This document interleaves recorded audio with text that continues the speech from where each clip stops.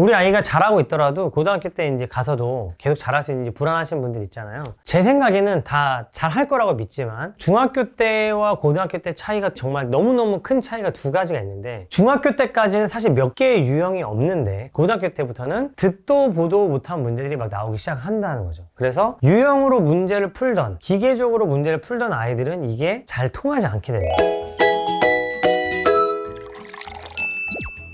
요즘은 이제 부모님들의 교육에 대한 어떤 정보, 관점이 많이 이제 올라가셔가지고 부모님들도 이제 우리 아이가 초등학교, 중학교 때까지 잘해. 그런데 불안해. 왜냐면 이렇게 하다가 무너지는 아이들이 있다는데 어떤 아이들이 이제 무너지느냐, 요걸 되게 걱정을 많이 하시더라고요. 저한테 되게 이제 불안해 하시는 분들 많아요. 우리 아이는 혹시 무너질 만한 요소가 있느냐 없느냐, 요거를 되게 걱정을 많이 하시거든요. 제 눈에는 얘는 무너져요 이건 아니지만 이런 아이들은 조금 걱정된다, 이런 부분들은 분명히 있어요. 그래서 제가 어떤 아이들한테 어떤 조언을 해주는지, 너 고등학교 가서 이렇게 하면 큰일 난다라는 조언을 해주는지 제가 한번 얘기를 한번 해보겠습니다. 제가 가장 걱정되는 게 뭐냐면은 중학교와 고등 수학의 차이를 알아야 돼요. 중학교 때와 고등학교 때 차이가 정말 너무너무 큰 차이가 두 가지가 있는데, 첫 번째는 뭐냐면은 중학교 때는요 새로운 문제가 거의 없다고 봐야 돼요. 중학교 때는 최상위를 사든 뭐 디딤돌을 사든 뭐 뭐를 A급을 사든 사실 문제 유형 자체는 다 비슷하거든요. 그건 왜 그러냐면 선생님들이 문제를 아무리 많이 내셔도 완전히 공인된 새로운 문제를 만들기가 쉽지 않기 때문에 그런 것들이 이렇게 퍼질 수 있는 기회가 별로 없어요. 그런데 여러분 그거 아시나요? 고등학교 선생님들은 모의고사를 거의 매월 낸단 말이에요. 근데 이거를 어떻게 내냐면은, 예를 들면 3월 모의고사는 어느 교육청의 선생님들이 모여가지고 전국 연합 학력고사 평가 문제를 내요. 그리고 4월은요 또 어느 지역의 선생님들이 모여가지고 문제를 내고요, 5월은 또 어느 지역의 선생님들이 모여서 문제를 내고, 이렇게 해가지고 그분들 갇혀서 못 나오고 문제 만들고 나온단 말이에요. 이거를 매달 하고 있어요, 나라에서. 그런 문제를 한번 만들 때마다 지금까지는 세상에 없었던 유형의 문제가 계속 쏟아지고 있고, 그 문제는 누가 이렇게 그냥 혼자만 알고 있는 게 아니라 모든 사람들한테 공개가 되는 거죠. 그래서 3월, 4월, 5월, 6월, 7월 그냥 매달 새로운 문제들이 나오고 있고, 지금 수능이 벌써 30년이 넘었잖아요. 30 몇 년째 쌓이고 있다, 이거를 꼭 기억을 하셔야 된다는 거죠. 그러니까 중학교 때까지는 사실 몇 개의 유형이 없는데 센에 있는 유형만 다 풀어도 크게 문제가 없었는데, 고등학교 때부터는 듣도 보도 못한 문제들이 막 나오기 시작한다는 거죠. 이런 문제들을 선생님들이 갖다가 조금 수정해서 본인들이 다듬어서 또 거기서 아이디어를 얻어서 새로운 문제를 또 내시기도 하고, 그런 문제들이 학교에서 나오기도 하는 거죠. 그러니까 내가 그냥 어설프게 어디서 유형으로 배운 문제들을 활용해서 문제를 풀 수 있는 가능성이 굉장히 줄어들어요. 그래서 유형으로 문제를 풀던, 기계적으로 문제를 풀던 아이들은 이게 잘 통하지 않게 된다. 그래서 유형으로 문제를 풀던 아이들은 급격하게 무너지는 경우가 있다. 첫 번째. 두 번째가 뭐냐면은 고등학교 때부터는 범위가 섞여요. 모의고사나 수능은 말할 것도 없죠. 여기는 그냥 전범위 시험이잖아요. 그리고 중학교 때 배웠던 것들을 고등학교에서는 당연하다는 듯이 꺼내 써야 된다는 거죠. 중학교 때는 사실 초등학교 때 배웠던 기본기들을 갖다 쓰는 거기 때문에 그렇게까지 부담감이 없어요. 그런데 고등학교에서부터는 중학교 때 배웠던 스킬들을 당연하다는 듯이 써먹어줘야 되는데 이게 안 되는 아이들이 있다는 거죠. 그러니까 뭐냐면 고등학교 수학은 내가 지금 어떤 단원을 배우고 있다고 하더라도 예전에 배웠던 것들을 인출해 내서 써야 되는 그 연습이 필요하고 이런 역량이 필요한데, 이게 안 되는 아이들은 고등학교 가면 문제를 딱 접했을 때 도대체 이걸 어떻게 풀어야 되느냐, 이런 황당함을 계속 이제 시험 때 겪게 되는 거죠. 저는 이 두 번째가 더 되게 중요하다고 생각해요. 왜냐면 중학교 때까지는 범위가 정해져 있어요. 자, 이번 단원은 닮음 단원이야. 자, 이번 단원은 경우의 수 단원이고 이번 시험 범위에서는 합동하고 입체 도형만 다룰 거야, 이런 식으로 정해져 있잖아요. 근데 이제 고등학교 때부터는 그 범위가 넓어질 뿐더러 중학교 때 배웠던 것들을 꺼내 써야 되고, 게다가 이제 모의고사나 수능을 이제 접하면은 어디서 무슨 문제가 나왔는지, 이 문제를 보면 도대체 이게 어떤 단원에서 나온 문제인지도 모르겠는 문제들이 막 쏟아진다는 거죠. 이런 상황들을 우리가 염두에 두고 공부하지 않으면 저는 굉장히 힘들어진다 라고 생각합니다. 어떻게 해결하면 좋을까 이제 고민이 드실 거잖아요. 어떻게 우리 아이가 그런 아이인지 확인을 해볼 수 있을까 고민이 드실 거고, 어떻게 하면 그럼 이런 것들을 해결할 수 있을까 고민이 드실 텐데, 저도 그래서 모의고사를 만들고 있어요. 중학교 과정을 한번 통틀어서 볼 수 있는 그런 문제집을 제가 한번 만들어서 되게 많은 사람들에게 도움이 됐으면 좋겠다는 생각으로 만들고 있는데요. 범위가 섞여 있는 문제들을 접해보고 풀어보는 게 저는 굉장히 중요하다고 생각합니다. 찾아보면 많이 있어요. 그래서 문제집 뒤에 보면 또 있거든요. 중학교 과정을 통합해서 풀어볼 수 있는 문제들을 여러분이 많이 풀면서 우리 아이가 범위가 왕창 섞였을 때 내가 예전에 배웠던 것들을 뇌에서 인출해서 쓸 수 있느냐, 요것들을 꼭 한번 체크하셨으면 좋겠고요. 있고요. 두 번째로는 유형으로 문제를 풀어내고 있는 것은 아닌지 꼭 체크하셨으면 좋겠다고 생각합니다. 유형으로 풀고 있는지 체크하는 방법은 이 문제가 어떤 원리를 사용해서 어떻게 풀어내는지를 처음부터 끝까지 설명하는 그런 연습을 시켜야 돼요. 그냥 이 문제 풀어봐 했는데 풀어요. 잘했다 아니고, 풀기 전에 이 문제는 어떻게 풀 거야? 어떤 원리를 이용해서 푸는 거야? 그럼 답이 어떤 식으로 나올까? 네가 이 문제를 풀 때 네가 틀릴 만한 요소가 뭐가 있어? 이런 것들 계속 확인을 해주셔야 되는데, 그냥 풀었어? 와, 정답률 80% 잘하네, 넘어가, 이렇게 하면 우리 아이가 유형별로 그냥 문제를 풀고 넘어갔을 가능성도 배제할 수 없다는 거죠. 저는 그래서 여러분들이 이 두 가지 관점을 머릿속에 꼭 넣고 아이들을 한번 지도하시고 살펴보셨으면 좋겠다고 생각합니다. 그리고 또 아이들이 알아요. 제가 이 두 가지를 부모님이 직접 하기 힘드시다고 하면 이런 질문을 해보는 것도 괜찮다고 생각합니다. 제가 고등학교 때 성적이 많이 떨어져가지고 어려운 아이들한테 얘기를 해보잖아요. 그럼 그 친구들이 중학교 때 시험 성적이 뭐 90점? 95점 나왔었어요. 그런 친구들한테 물어보면 자기도 찜찜하기는 했다 이거죠. 어떻게 푸는지 모르겠는데 아무튼 답은 나왔더라, 이렇게 문제를 풀고 있는 친구들이 있어요. 이거를 자기의 입으로 자기가 인지하고 스스로에게 질문하도록 만들어 주시는 건 저는 굉장히 필요하다고 생각합니다. 혹시 너가 어떻게 푸는지 잘 모르겠는데 처음부터 끝까지 뭔가 논리적으로 연결은 안 되는데 아무튼 답은 나오고 있는 거는 아니니? 라고 자기 입으로 한번 확인시켜 주시는 거, 저는 굉장히 중요하다고 생각하는 거죠. 우리 아이가 잘하고 있더라도 고등학교 때 이제 가서도 계속 잘할 수 있는지 불안하신 분들 있잖아요. 제 생각에는 다 잘할 거라고 믿지만 이 아이들이 당장이 급해서 기계적으로 내 범위에 있는 문제만 집중적으로 유형 연습해서 가고 있는 친구들은 저는 걱정이 되긴 해요. 아이들이 이런 상황에 처하는 거는 우리가 빨리빨리 풀고 많이 풀고 정답률을 높여라라는 어떤 분위기를 만드는 속에서 아이들이 자연스럽게 그렇게 되고 있다는 것들을 여러분 좀 기억하시고, 아이들에게 좀 다른 메시지, 정말 너의 역량이 향상되고 있니? 이런 메시지들을 계속 던져주시는 게 가장 중요하다고 생각합니다. 이런 고민들을 좀 같이 계속해 나갔으면 좋겠습니다.